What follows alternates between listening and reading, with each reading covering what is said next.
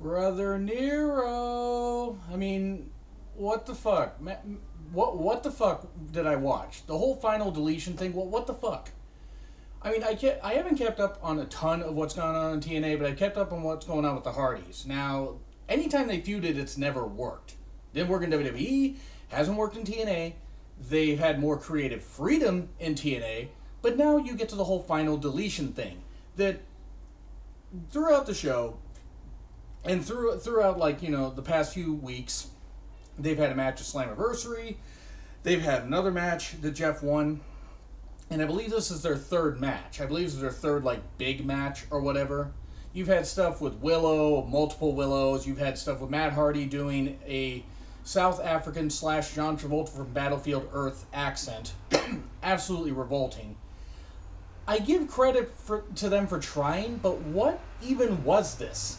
I mean, what was this? I mean, I'm watching this like this is making my head want to explode. And I recognize that wrestling is about as much about entertainment as it is about the actual wrestling product. The Hardys, this was apparently, I guess, if I remember hearing right, in Matt Hardy's backyard, which I think, if I know right, I think that was part of like the original house and land that Matt, Jeff, and their dad grew up on. Well, I mean, and their mom too, but their mom died when they were young. So it looked very familiar. So it was in a giant open field with a few trees around, but okay. So you got this whole thing leading up. You got Matt doing this weird-ass accent. You got Rebby, who looks like she's had as much Botox as all the Kardashians and Jenners put together. Seriously, she looks like she's wearing a fucking mask. And she looks like she's gotten more, more of her tits done than Stephanie McMahon ever did. It's bad. And then you got the poor kid, the kid who doesn't even look like he knows what's going on. I mean, the kid just probably wants to grow up normally. He's so confused. Why is Daddy acting all weird with, and shout out to @JJF Tweets for this, Helena Bonham Hardy hair. That's what he calls Matt Hardy. So shout out to JJF Tweets. Jared, I gotta get you on my show sometime if I can ever get, a system to call in. I gotta have you call in. I'll pay the charges on Skype or whatever. I gotta have you call in sometime. So Helena Bonham Hardy, hashtag Helena Bonham Hardy is fucking brilliant by JJF Tweets. His hair looks ridiculous. Matt's trying to do something new since I guess he knows that he's not the performer in the ring that he was. Same with Jeff. Jeff seems like the most normal one now. It's just weird because I'm watching this and I'm like, okay, TNA's got some really, really good talent left. Not a ton, but they got some. They got some good young talent, some good veterans, and this is the main thing that people are talking about. Now, there are some that found it entertaining. I found it entertaining in the train wreck format. Basically, in the sense that this was something I just couldn't look away. It's like, shout out to @Zach Donegan, shout out to @Jeremy8911. I believe he weighed in on it. If I don't remember, shout out to @Horsebot3000. Tom Carlson, I believe, is the name on there. Forgive me if I got that wrong, Tom. Shout out to @TNA Creative, shout out to @A Freaky Dude, Big Bird 432, John Garces, Unforgiven Ronan, TNA for Sale, a whole bunch of people, because I was at work last night, so I was only able to catch the match itself, plus the recaps of it before on the West Coast feed when I got home from work. And I'm watching this and I'm like, look, I've kept up again as much on the Hardy feud as I can because I like the Hardys. I liked them since before WWE, and then since they left WWE, I wanted to see what they did in TNA. And this was terrible. Matt, it's like you have like, the whole birthday celebration for Maxwell or whatever the hell the kid's name is. I feel bad for the kid. Then you got drones attacking Jeff Hardy's house. Him hitting them with the guitar and some of the worst special effects ever. And then a whole hologram thing popping up in one of the drones. Brother Nero, it's like, this is for the Hardy name. Here's my thing about it. Movie stuff in wrestling has existed for years. Vince did it with No Holds Barred and a few other things, and like the whole Tuesday Night Titans, primetime wrestling and stuff like that, parody stuff. That was fine, but that usually wasn't revolved around matches. WCW did it with the White Castle Fear strap match at Super Bowl III, I believe, that they did with Sting and Vader. Lost in Cleveland with Cactus Jack and Dusty Rhodes trying to have Cactus Jack, forget who he was. WWE's done a whole bunch of it. WCW did some stuff later, outside of the ring, like the Junkyard match. That had a whole bunch of people, and it was absolutely revolting because it wasn't wrestling. It was terrible wrestling. It was backyard wrestling, essentially. with some decent production values.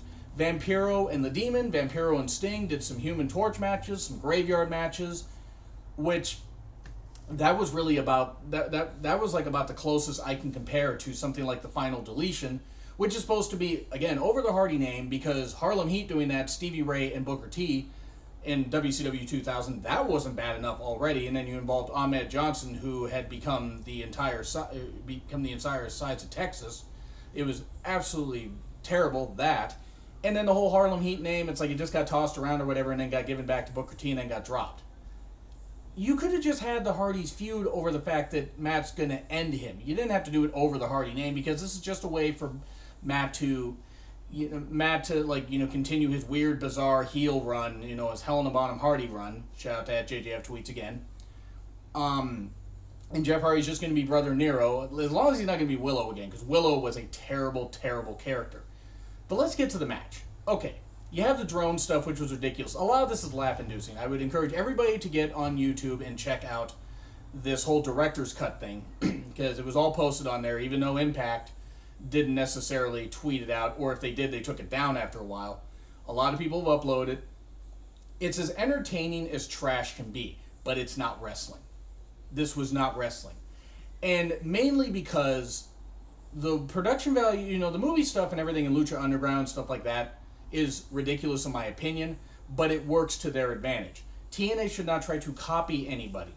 Don't try to copy anybody, be different, but you can't be too different, or otherwise you're just going to create laughs. Like, everybody who is watching this, if you enjoyed it, more power to you. I'm not saying that you guys are bad. You guys are not bad fans at all. If you enjoy this, that's great. I only enjoyed it just simply to laugh at it, because it was shit.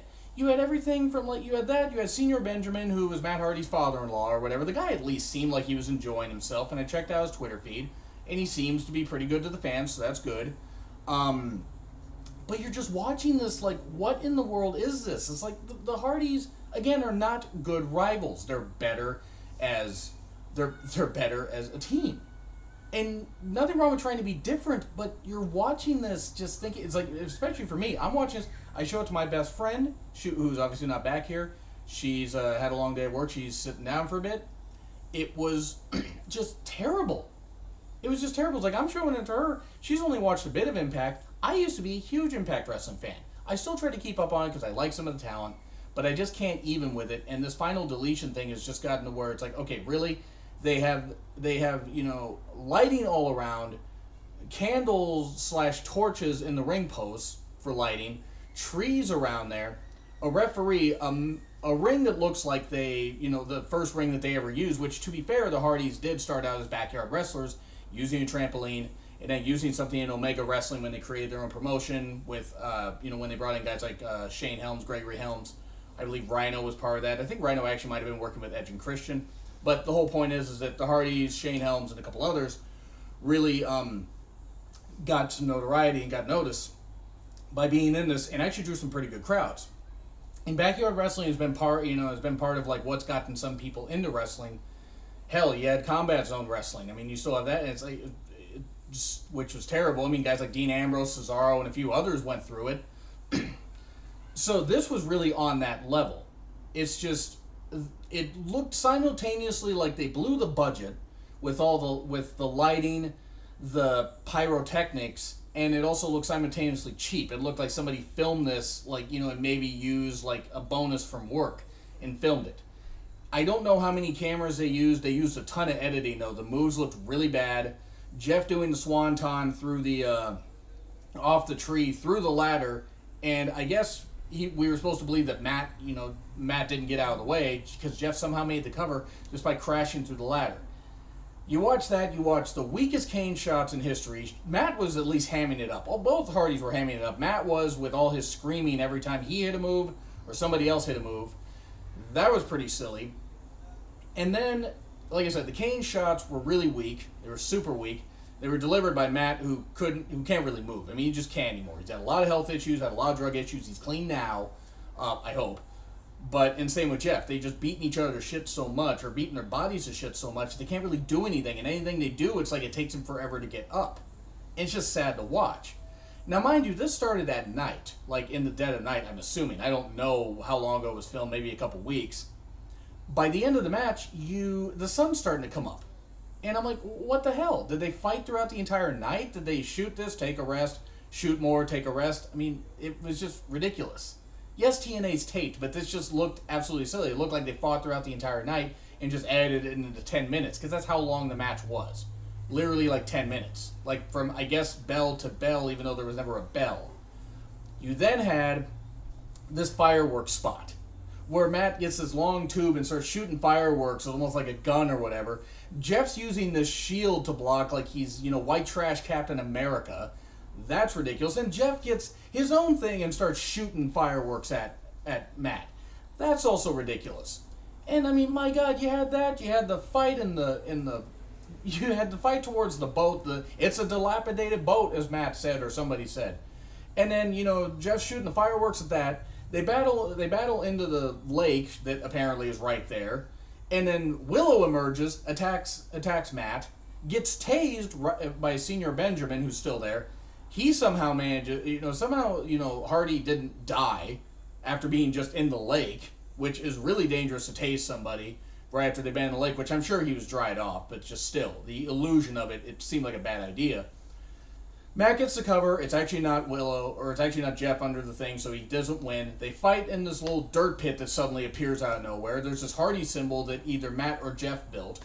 It gets lit on fire when Jeff tries to jump to the top because Rebby suddenly appears in another cut, hands Matt a candle, gets lit on fire. Jeff tumbles, almost falls into the fire. Matt rolls Jeff towards the fire and then away from the fire, covers him, and now Matt's got the Hardy boy's name, or the Hardy name.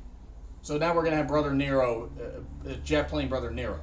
I'm just going to say this. This was simultaneously the best thing that TNA has done in the sense that it probably got them more attention than they've gotten in a number of months, if not a year. But is it the right attention?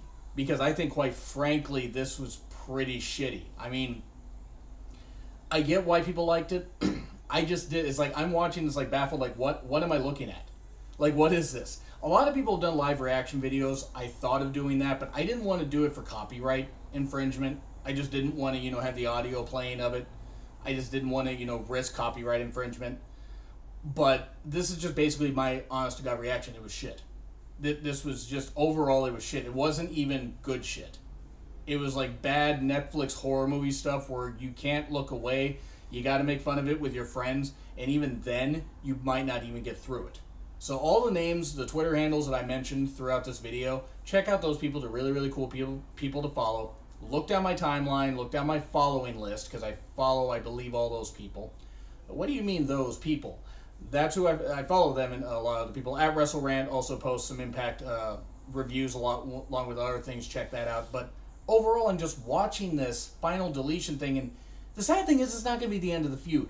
It's not going to be. And it's supposed to be the end of the feud. They're probably going to continue it through Bound for Glory, which means we got at least another 3 months, provided they even get to Bound for Glory. I don't know how much money they spent on this. I don't know who funded this. Maybe Billy Corgan did. I don't know who did it, but I'm just going to tell you right now. You guys, I hope that I hope that TNA, is proud of themselves here, because they basically became a backyard wrestling promotion here. And it's not even entertainment after a while. It was just train-wreckingly bad. So I hope the TNA's happy. I hope Dixie's happy, whoever greenlit this, because you may have just finally deleted the interest, put the final deletion of interest in me ever watching TNA and a lot of people watching TNA. But any of you people that still want to support TNA, by all means. I'm not going to say that you guys shouldn't. I just don't know if I can anymore, because this was such shit. I'm just baffled. I'm just at a loss for words now. I was going to do a long show. I can't even do it. It was just such a bad show. Anyway, folks, I'm at Reborn Again, REVOURNE again. If you want to follow me, if you want to leave a comment, you let me know what you liked about it, didn't like about it. You want to tweet to me, go ahead. Let's try to keep it civil, though, because I'm not saying the fans liked it or bad. I'm just saying the TNA's bad for doing it because it was shit.